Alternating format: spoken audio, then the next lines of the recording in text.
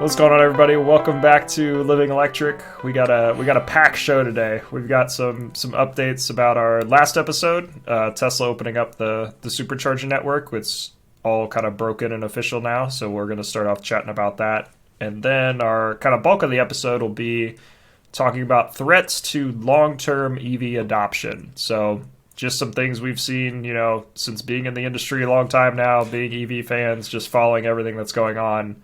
Things that maybe aren't trending the right way, or things that really need to be figured out before EVs kind of hit mainstream. We've hit, a lot of new people are buying EVs, but, we're starting to see as more people are out there, there's obviously more problems now that are arising because so many people are driving electric. But good to see, but there's still a lot that needs improved. So, yes. Yeah, and with Tesla opening up some of their superchargers to non-Tesla EVs, that's a good step in the right direction. Right, yeah, so we saw that kind of break as official. Tesla had their investor day yesterday. We're recording this on a Thursday. But yeah, they kind of officially announced it on Twitter before the event and then chatted kind of some more in depth. But they're doing a pilot like they did in some other countries where it's, they've got 10 sites that are open for non-Tesla vehicles using the Magic Dock, which we discussed in the last episode. I've seen some videos now of people actually going out to try it out. So excited to eventually go try it out at some point. I know they're in New York, so it's kind of far for me to get to, but a little bit closer to you in Cleveland. Yes. Yeah, and we are going this weekend in our Mini Cooper that, gets around like 100 miles in good temperature to go to Fredonia, New York to try out the Magic Dock. So we're pretty excited to see what the experience is like. Right. But, from everything, it's the Tesla experience. It's not quite as easy as if you just pulled up in a Tesla where you just plug it in and it starts charging at a supercharger. Yeah. There's a little bit extra steps. You need to use the mobile app. You need to select which stall and then, a little bit. But it's still very simple from what I've seen. So I'm pretty excited to give it a chance, give it a shot. Right. Yeah. I agree. It looks pretty simple. I think they've done it in a smart way. I think the biggest thing too is like I've seen a lot of coverage on it at this point. It's like, and I'm sure you'll cover, checking it out, but it's like it's clear this is a pilot. I'm curious how my biggest question is, are they going to change kind of future site layouts for sites that are going to add this so that it kind of makes more sense for all vehicles, not just Teslas. So that was a big thing I think I took away. Yeah, no, that's exactly what I took away too, because I've seen it time and time just from like the past 24, 48 hours where people are already concerned with cars blocking essentially two spaces just to accommodate their charge port. Right. And from what I've seen, and I'm going to try to describe this as best as I can, but like the best layout for superchargers are where the superchargers are in a row in the middle of a parking spot, parking lot, and they're back to back. So the Tesla, like the superchargers are kind of facing almost like a butterfly wing, if you want to think of it that way. Oh, okay. So they're like open in the middle, and then you've got spaces on either side. Exactly. Right? Okay. Yeah. Versus like where, they're just in a line and you have to back up into the space or pull in. Because that's essentially where, at least from what I'm seeing with people with like Mach-E's or F-150 Lightnings, it kind of accommodates their charge port a little bit better when the supercharger is reversed in a way, like where the Magic Dock is essentially on the other side versus it's on the right side versus the left side. Right. Yeah. Yep. Yeah. Hard to describe visually when on a podcast. Yeah. Just check out Twitter. It goes this way. And, yeah. Just check out Twitter. I'm sure you'll see a post on it. Right. Yeah. Yeah, excited to see where that goes. Obviously, it's just a pilot right now. I'm guessing they're kind of gearing up for a lot of this NEVI funding that is coming to say, like, hey, we can build CCS sites as well. We've got high reliability. Like, the only thing they need to add, and I think I mentioned this on maybe it's LinkedIn or something, but they do need to add a credit card reader if they are going to be, like, fully NEVI compliant. So I'm not sure if Tesla's going to add some sort of kiosk where it's like, hey, swipe your card here, choose your stall, and then we'll start charging, or what that's going to look like. But that's that part I think is interesting. Yeah, I'm curious to see how that plays out. I know the one thing that actually surprised me the most is some people are having charging issues in terms of like the power output based on their specific vehicle. Right. It's actually kind of reversed to what you would think it is. So like Have you done some research on the specs of like the adapter and like what the supercharger output is? I'm sure you're A familiar little with bit, that. yeah. So from what I've known, and shout out to my boss Matt, we were talking about this today. The adapter maxes out at about 375 amps. So like the Magic okay. Dock adapter or the CCS adapter. So cars that have higher battery voltage aren't charging as quickly as say like a 400 volt battery architect vehicle. So like the Lucid Air, even though it has 900 volts like battery architecture, it's maxing out at 50 kilowatts versus like a Mach-E or like a Lightning maxing out about like 120 or 130 kilowatts. So so there's a lot of complaints in that aspect, but it's the limitation of the hardware. But I think a lot of people expected to pull up and get 250 kilowatts, and that's not how it's playing out for people. So Interesting. I'm curious to know if like Tesla's just going to learn from that and improve it. But I can't imagine pulling up in a Lucid thinking you're going to get the full 250 and you get 50. Right. Yeah. Yeah. It's got to be a little frustrating. Yeah.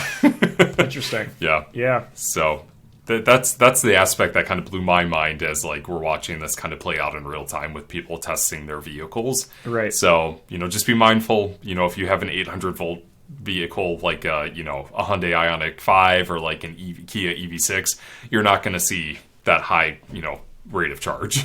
Yeah. Yeah, that's good to know. And I mean, I'm glad they are doing a pilot too. It's not like they've just said, hey, a quarter of our superchargers are now CCS enabled, because I feel like that would just cause a frenzy. Like they wouldn't be able to learn and adapt as quickly. Whereas 10 sites, they can manage a little bit more than, hundreds. So we'll see where everything goes. Yeah, I know. I'm curious. So definitely.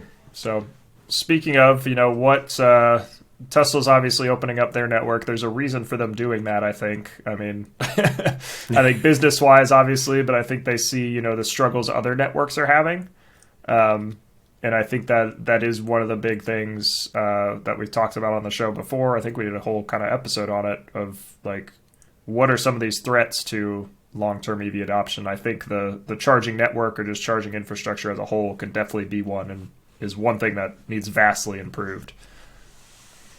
Yeah, no, definitely. And that's where I'm like, with this whole pilot with the superchargers, they're going to figure this out to improve it. But it is a step in the right direction because Tesla has proven time and time again their charging network is way more reliable than these other, major networks here in the US. But yeah, how do you want to start this with the conversation about threats? You want to just dive right into that topic? We're going, so I think we're good. Okay. Yeah. Yeah, no, I think one of the major threats to EV adoption, and I just want to preface this, we're talking about this lightly. Obviously these are all hurdles that this industry as well as owners are just going to have to work through to make things better in general. So yeah, charging station experiences. It's been kind of in the headlines. Well, I'm going to say headlines because it's been, a pretty popular topic as of a few months ago. Right. As people started having more issues with Electrify America, EVgo, the conversation of station reliability really kind of boiled up in recent weeks. And I definitely think that that's going to be the biggest threat to EV adoption is if a brand new person who is getting into an EV expects every single charging station to be reliable and like 100% reliable, and then they start having those bad experiences, it's going to tarnish the rest of that ownership for them. Right. So, yeah. And I've heard that anecdotally from a lot of people too. It's like, oh, I was doing a road trip with my wife or whatever, and like we had to stop at a charging station for an hour, and like they said, we're not buying another, like we're trading in our EV for another car. Like sometimes that's all it takes is one bad experience with like a new product, if you will, to like just completely put people off and not want them to ever try it again. So I think we've said, time and time again, EVs are new products. We're still figuring a lot of stuff out. Like you do have to be patient with some of this stuff because it is so new. But like that's not necessarily an excuse either. Like people should realistically go to a charging station expect it to work. Like I think that's a reasonable assumption. You go to gas stations assuming that it's going to work. If that gas station doesn't work, you'll just go to the next one that's right across the road. Like gas has gotten to the point where it's like it's just kind of taken for granted.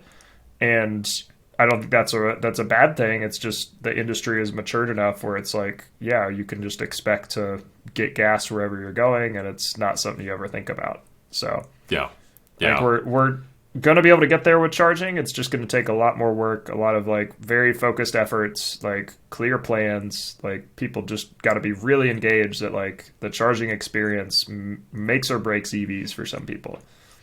Oh yeah, no, absolutely. I mean, and the thing to discuss too is that not everybody's going to have the patience to Right. to deal with it. I mean, Yeah. like as you mentioned, some people are just going to walk away, and I think that's not to like put the responsibility on the people who do have the patience to work through these issues. It's so important to report the problems directly to the networks, so they can look into it. Well, I'm going to say hopefully look into it, because from time and time again, it seems like some chargers could be broken for months depending on, who owns them. But it's still good to make people aware, to have the time or take the time to make people aware that the charger is broken. So hopefully it does get fixed. But that expectation shouldn't fall on everybody because not Right. everybody's going to have that, Yeah. the patience to do that. Right. Yeah, somebody posted a photo on LinkedIn and it was like, oh, I carry around like a Torx bit so I can like fix these charging plugs that like sometimes break at these stations I go to a lot. And it's like, that should not be like a reasonable expectation of a driver to like, just to be able to charge their car. One, it's like can be unsafe if like that person isn't trained or is doing things like unsafely. And two, like that like just to charge their car, that's not something you should ever expect drivers to do. So no. Yeah. I think just the whole charging experience needs to be improved a lot. We've said it time and time again. So Yeah, I feel like we're beating a dead horse when we say it over and over again. But, I mean, kudos to that driver for taking the effort. Right, yeah. Sometimes I guess it does take the guerrilla approach to it. But, yeah, I definitely think one of the biggest threats is going to be public charging and the experience. Yeah. Versus just like a station being on or, like even just like working in general, you still have the other hurdles, like membership fees, you have the different mobile apps, you have different, RFID cards. Like we actually have like a small wallet that we keep in our Tesla that is filled with RFID cards just in case if we come across like a specific network. Yeah. Because some mobile apps don't work quite as well as other ones, and RFID cards might be easier in some aspects. Right. And I just think like the kind of like balancing and like organizing all of that is pretty intimidating for some people. Right. Especially if you're not the type of driver that carries all the gas reward cards. Like if you don't have a Speedway reward card, Right. You just go in, get your gas, and get going. But right. Yeah, I think networks always need an option for like a no account sign up. Like that's okay if you want to give like discounted charging or whatever. If somebody signs up for your app, sets up an account, preloads a balance, like all that stuff, that's fine. But like, I think you always need like a quick and easy option to just activate a charging session. So yes. And I think that's something Nevi like is very much requiring. They basically have said like in basically every requirement, like you cannot require people to have a membership to use your station. So it's okay to have that option, but it should not be a requirement. So I'm glad we're definitely headed that direction. Definitely. Now I do have a question for you on like talking about like discounted prices and stuff like that. Do you think free charging is a threat to EV adoption? Ooh, is free charging a threat? I think potentially. I think it's similar to even like a broken station. It's like if you are used to people kind of abusing the free charging just because it's, close to the front of the lot or like just, they can charge up for free. Like it could certainly put people off to be like, oh, these like EV drivers are entitled and they're just doing it to get free charging or whatever else. So I think potentially it's like a lot of other kind of free things. Like it can kind of leave a bad taste in your mouth if you're like, that person's clearly just like taking advantage of what's supposed to be like an amenity. So yeah, I don't know. It's like it's like kind of an unfair example, but like if somebody's handing out like free water or something, it's like the person that takes like 5 of them instead of just like, oh, I'll just take this one for like what I need. So it can just be kind of tacky. So I don't know. I only do that when like candy's being handed out. Oh yeah, candy, totally different. Yeah, take as much candy as you need. Well, I'm gonna drop some free consulting for the industry. Just, I mean, when I say consulting, this is just an idea that popped in my head. If so, like, the gas stations have rewards, and like coffee shops have rewards, like punch cards and stuff like that. There should be a reward system where if you get to like 10 charge sessions, you get one free. Like, I think that would be pretty cool to like have something like that. It's just like a nice little card. Yeah. Spend $300 worth of charging, get one free or something. Isn't EVgo starting something similar to that, where it's like a rewards type system? Yeah. I think I signed up for it, but I haven't seen a ton of like info on it. I don't know any information on it. Okay. All I saw was the tweet.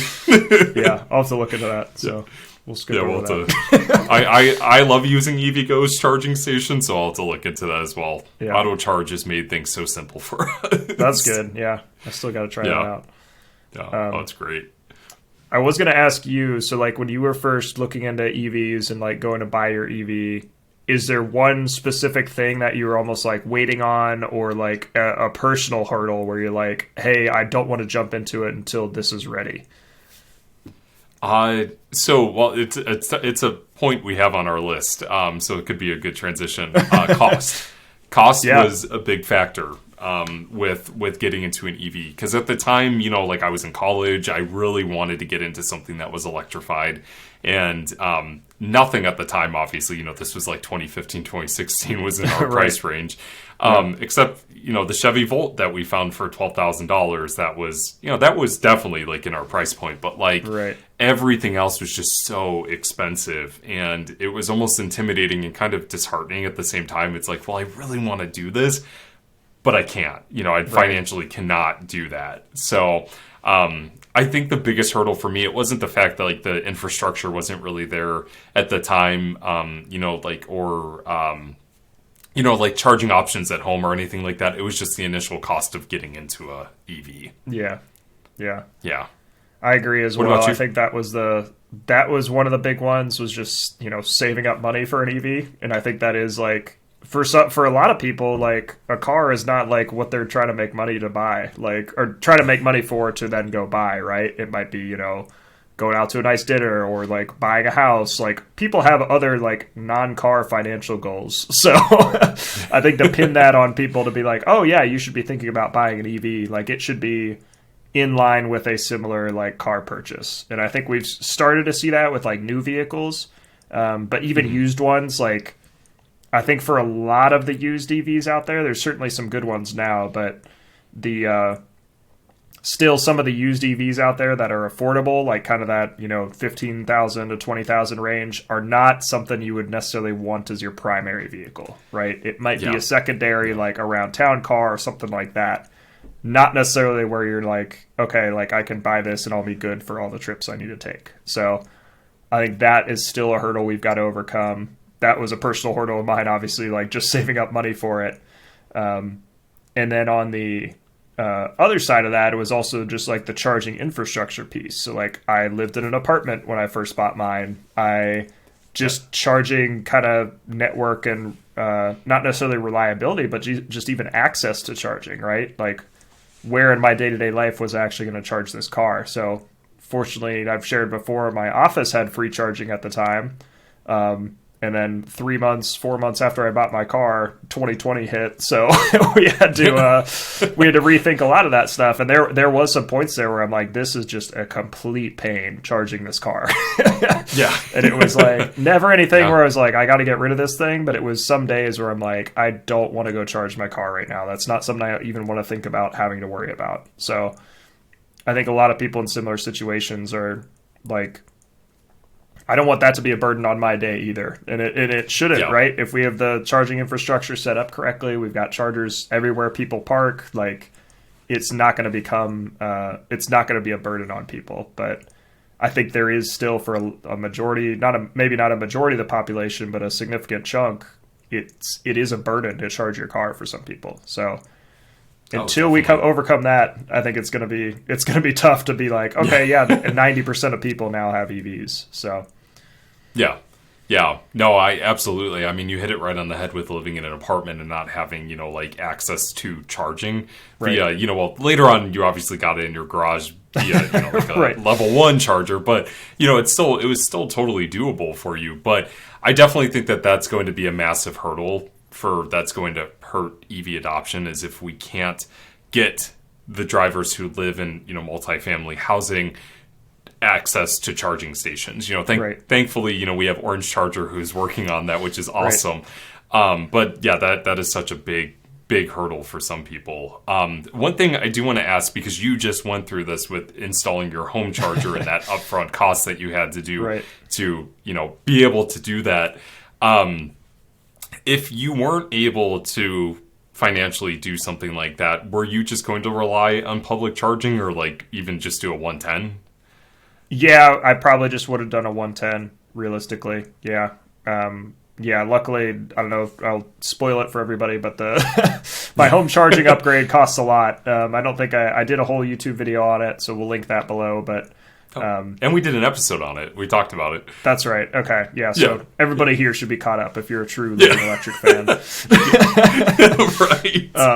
But yeah, we obviously it was around $5,000 to upgrade our garage to be EV ready, if you will, for the bigger panel, bigger wire run out there, all that stuff.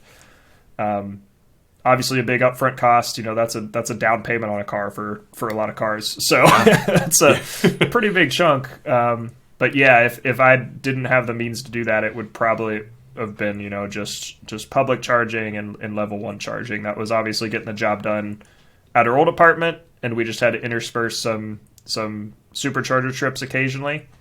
But down in the area we're at now, superchargers are not as close as they were before. We've got an EVgo station that's kind of close, but I've got free supercharging, so it's generally better to go to those. You want to utilize that. Yeah, want to utilize that.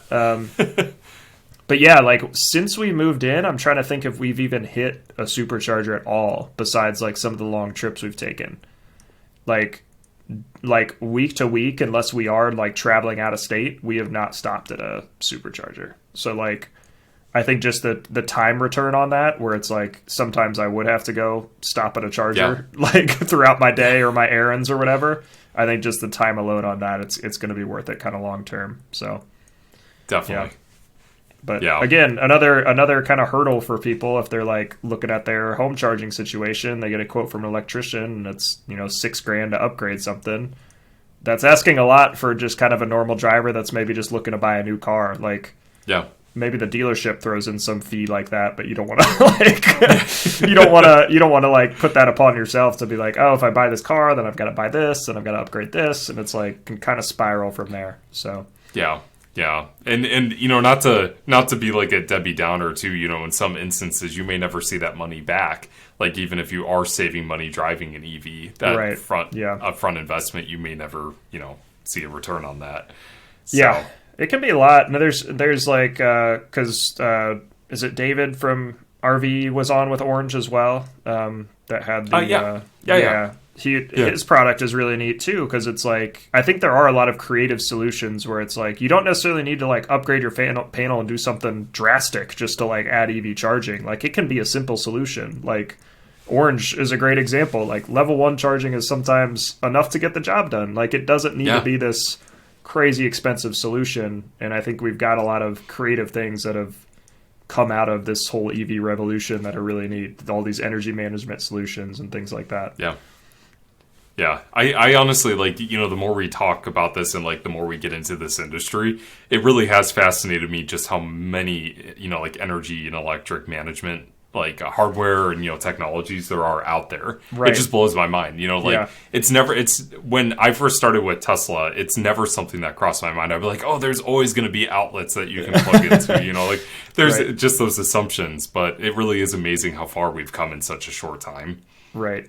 And the thing I tell everybody too, it's like my big thing, just being an electrical nerd, being an electrical engineer, it's like electricity is everywhere. Like that is the big advantage we have with EVs over some other like alternative fuels. It's like, yes, maybe like burning coal isn't great, but like the electrical system we built in the US is insane. Like obviously it still has its problems, and like we'll talk about kind of utility upgrades in a second, but like the fact that we even have like every home in the US is electrified is pretty amazing.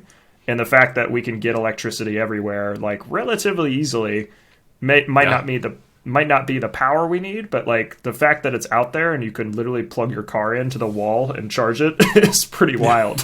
So Yeah. like wouldn't have even been thought about, I think, like at least in kind of the modern era, like back 30, 40 years ago. So Definitely. Yeah, it really is amazing how far we've come. I mean, and there's just so much more to come too. Right. Yeah. So speaking of that, you want to touch on utility infrastructure and electrical infrastructure? Yeah, you want to take this one? You're the expert on utility infrastructure. Oh, totally. Yeah, I know everything about this. Some call me an expert. Well, what I know from Facebook comments is that the infrastructure and grid is going to fail. So I do know that. That was sarcasm, if you couldn't tell. But no, I think you definitely have way more experience with this. I am curious from like your perspective though, like we did this kind of role playing on a previous episode, but like what is your kind of thoughts on like upgrading the electrical system, or like what is that, any thoughts on that for people that kind of have that concern or misconception? Yeah. Well, I think that it's necessary that there's going to have to be improvements. And I mainly say that not from the fact that, like, if I plug in my car, like a concern that if I plug in my car, it's going to like fry our entire, like our infrastructure here in Cleveland. Like I'm not super concerned about that, but I'm talking about like some of the other instances, like we get really bad wind here, which can knock out power lines. Trees fall all the time, which can knock out power lines. Right. And at points, like at the beginning of January, we had a massive tree fall down the street and we lost power for 16 hours. Yeah. And it's pretty frequent that we get brownouts throughout the summertime when people are using their AC units and, usage is pretty high. To see instances like that, but that's where I'm like, I don't have the background knowledge of exactly what needs to be improved other than just putting wires under the ground so trees can't fall on them and wind, they can't blow over power lines. But other than that, I'm not exactly sure what could be improved. Yeah. Yeah, I think it's a multifaceted, complicated issue. Like, there's a lot of nuance to, like, the grid needs improved. Okay, like, what does that mean exactly? How? Like, is that, how? Like, what actually needs done? So, I think there's, continued investments from electrical companies. There's continued, federal funding, state funding to upgrade electrical grids. Like, it's happening already all the time. Like, I used to work for a utility. Like, a lot of our work goes unnoticed because people just count on the power being on, right? Like, like any given day you wake up and you flip on the light switch, you're assuming that light's going to come on, right? Like, you don't even think about it. It's not something you think about till that light doesn't come on. And then it's like, what the heck is going on? It's like the reliability on our electrical grid is like pretty high compared to some other like industries. Like, I don't know. There's a lot of like things that do need fixed from the, starting from the generation side. We need more renewables. We need more battery storage. We need like a lot of that stuff to just make our grid cleaner. Transmission lines need upgraded. We've seen that in California. It's like they have very outdated just transmission lines that need replaced, need upgraded. At the local level, we need, newer transformers. We need, like you said, like maybe some more underground lines so that the trees don't fall on them. Like, there's all kinds of things that need fixed, and it's just going to take, a big workforce, a big big investment to make all those things happen. But we've seen, energy growth energy demand continue to grow. We've seen, our electrical grid continue to grow. We've had problems like this in the past when like air conditioning was becoming a thing and we all started getting AC units and pulling way more energy than than in previous years. And our grid adapted and grew and did all this stuff. So I think it's just getting smart about, do we have enough money to support that growth? I think is just being smart about it. I don't think we should ever like ask people to give up their way of life or use less energy or like do all this stuff. There's certainly like advantages that come with that, but I think it's all things that can be fixed and improved and, grown. So Definitely. Yeah, that's I do want to drop a life hack in a way if you are looking to save electricity or at least cost on electricity on your monthly bill. Tyler and I do these nights I call them dark nights, where we essentially turn off all the lights in our house, as well as like any like TV, anything, and we just light candles and we just sit in the dark, and we'll obviously use our phones, but it's a nice way to just like, we normally do it like in the spring when it's like a nice warm evening, like even in the summertime, where we'll just open the windows, turn off the AC, and just kind of like drop our usage a little bit. Yeah. And I mean, we haven't really noticed like a massive impact on our electricity bill, but it still is almost like a good feeling to like not be part of the problem during the summer months, but it's... No, that's fair. And we talked about on previous episodes too, it's like the nice thing about EVs, especially like now that I have proper like home charging, I'm realizing how fast EV charging actually is. Like my car, like Mallory got home around like 5 p.m. She got home around 6 p.m. It's currently 8. And my car only has, another hour and a half to charge up and be, ready to drive tomorrow. And it's going to finish charging around, 9:30, 10 o'clock. And it's going to sit there until 8 a.m. the following morning. So it's going to be sitting there with a full battery, for, how long is that? 10 hours? So, I mean, there is absolutely, like, you can spread that charge out over time. You could delay that charging. Like, demand doesn't necessarily need to, like, this is something we can control, I guess, is what I'm getting at. Like, it doesn't necessarily need to be like, okay, everybody's plugging their cars at 5 p.m. We've spiked the electrical needs. We've, like, blown up the grid. All this demand is coming. It's like, I think just like the apartment example, we got to get smarter about, like, when we're actually turning on and turning off these pieces of electrical equipment. It's just like, that's kind of all it is at the end of the day. So, just being smart about that stuff. Well, actually, you did bring up a threat that we didn't have on our list, is people's behaviors. And I'm going to say that lightly. I'm not trying to like accuse anybody of like having like bad behavior or anything like that. But like, but it like as you mentioned, you mentioned like having people give up their way of life to accommodate like a certain type of like demand or like the way they use electricity or like so forth. Right. A lot of people may not even think of stuff like that. It's just not part of their day to day to unplug their car now or lower like like the like whatever I'm trying to say. It's been a long day, but like just mindful of like changing their habits when it comes to energy. And I think a lot of things too is that a lot of people don't realize just how much control they can have over their energy management. And I think that that's going to be something that people have to learn over time. Because I think a lot of people are like, oh, I just paid that utility bill. That's something they can worry about. That's not me. I'm going to, take little Timmy to soccer or something like that, Yeah. But I just think like average people may not like think of that. Yeah. And I think we're blessed in Ohio to have, consistent electricity rates for most of the day too. I don't know how it is in Cleveland. Does First Energy have like peak demand rates or anything like that? They do have a time of use, but we're not part of that. So we haven't signed up for it. Like you have to sign up for the program. Right. So like I think that's a better way to incentivize it too, to be like, I'm surprised like more utilities haven't rolled out like an EV charging program where it's like, buy our charger, like we'll help you install it. We will, it's obviously more demand or more energy for us. We can sell you more power. It's great for us.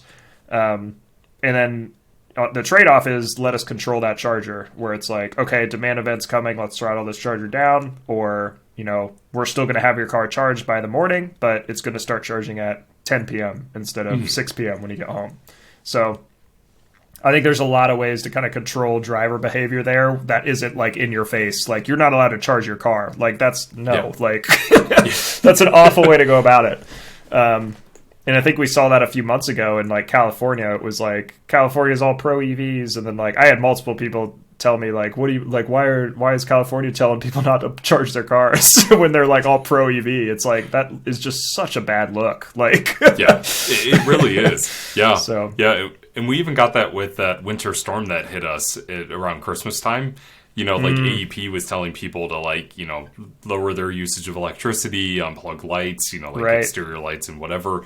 And we had a few friends mentioned, electric cars are the future, huh? And it's like, well, you just have to be mindful of this stuff. Yeah. It's such a learning curve, and I think that that's something that we're all still going to have to learn, is that Definitely. this is still so new for some people. But Right. yeah, but it is definitely a bad look when your state is pushing EVs and then they tell you not to charge your car. Yeah. Yeah. But that is something that I think some people might think of it as an overreach, is for example, I think you had that experience where with your Nest thermostat, the utility essentially what I forget what they did. What they do, turn up the temperature or something like that? It was I forget, they called it rush event or something like that. It was basically like a demand response event where it's the power grid was using more than it had capacity to do, so we're going to turn everybody's thermostats up a little bit. So instead of being set at 70, it was set at 72. Just a few degrees was enough to adjust the HVAC units and not use as much energy. Yeah. So yeah. But that still can make people pretty upset. That's not the term I was going to use, but that can still make people pretty upset, where it's almost like an inconvenience for them. But Yeah. I think that that's another hurdle too, is that some people might think it's an inconvenience, but it's a learning curve, Yeah. Once you get into it and become more familiar with just how both your EV is, your electric vehicle ownership can be, as well as energy management. I think people will just get used to it over time. But Right. it's new. It Right. can be scary for some people. And the thing I think we're really headed towards, and I kind of hope we do, just as a as a society in the U.S., is just more rooftop solar and home battery setups too. It's that seems like such a simple solution to get around energy demand and backup power and all this stuff. You see that throughout rural Ohio. People have generator backups. They have a plug on the outside of their house. They can put some gas in it and power their house for a few hours if they lose power. So I think even the independence of Americans kind of pushing that stuff more as well. It's okay, yeah, you could be completely independent, just use the grid when you if you need it, but you could be essentially independent from needing any of that stuff. So obviously that comes with a cost right now though, right? Home solar and battery and all that stuff is still pretty expensive in the grand scheme of things. So yeah. Well, I do have one thing that we're doing in around the holiday times this year. We're getting one of those big battery packs. I think we're going with the Jackery. That's the brand that we're looking at. And you can get a foldable solar power briefcase. Yeah. And I plan on powering all of our holiday lights off of solar. So throughout the day, nice. I'll charge with the battery pack. Then at night, I'll just plug them in using the battery pack and just run it off of that. Perfect. And then charge it up the next day. So there you go. We'll see how that goes, but that's my experiment. Right. Well, even how much is that Jackery battery unit? It's $800. Yeah. The one that we're looking at. Yeah. And then you have the solar panels and all that stuff. So yeah. So I think all in all, it's $1,100. So it's expensive. The thing is that there's still so much room for improvement to make this more accessible for people, right. Of all incomes. And I think that that's a major hurdle until the technology can be a little bit more cost effective. Right. That's going to be a big threat. Right. Yep. Yeah. Well, anything else we're missing here? I think we missed a couple on the list. I've got cold weather range is one of them. Which personally I think has gotten is not as big of an issue as I think some people really think. I know we've both taken some long distance trips. It affects the range, but it's not unusable unless you are truly doing a long haul trip in the winter. Which I know personally, I don't know how you feel, but I don't like taking long distance road trips when it's 15 degrees outside. I like a nice warm sunny day for long distance driving. Yeah, I think regardless if I'm in an EV or a gas-powered vehicle, I don't like winter road trips. They are too dangerous for me. That's fair. Yeah, so... Yeah. But that's one of them. I think companies are continuing to improve that stuff, though, so it's not necessarily... I don't think it's as big a threat as I think some other people are, making it sound like. Especially in the U.S., where it's most of the country doesn't get incredibly cold. We've got, some northern states that can get down pretty cold, but it's not like consistent. I think Canada and like some other countries like that get a lot worse. So yeah. Well, with climate change, we'll see how that changes. So, right. because it's been a pretty mild winter. It was like 60 degrees up here yesterday, and now we're supposed to get snow and rain this weekend. It's been like that for the past month. So yeah, it's wild. It's swinging all over the place. But and I think the last one we missed was towing and hauling. So like trucks, especially, we've seen EV electrified trucks be really popular in recent years. And as some YouTube videos and just like people have pointed out, like towing things and hauling things really does put a damper on range. So I think that potentially for, people with work trucks or whatever else trying to transition to EVs could be, something that holds them back right now. So definitely. Yeah, I'm curious to see how the towing capacity improves. Yeah. With both semi trucks and pickup trucks.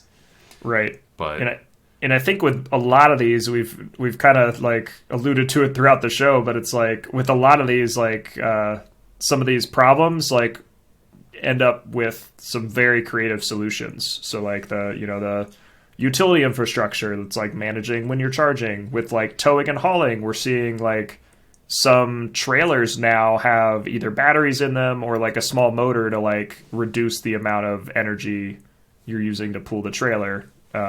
That's built into the trailer. So like there's some interesting solutions that are coming out of that that I'm sure we'll see over the coming years.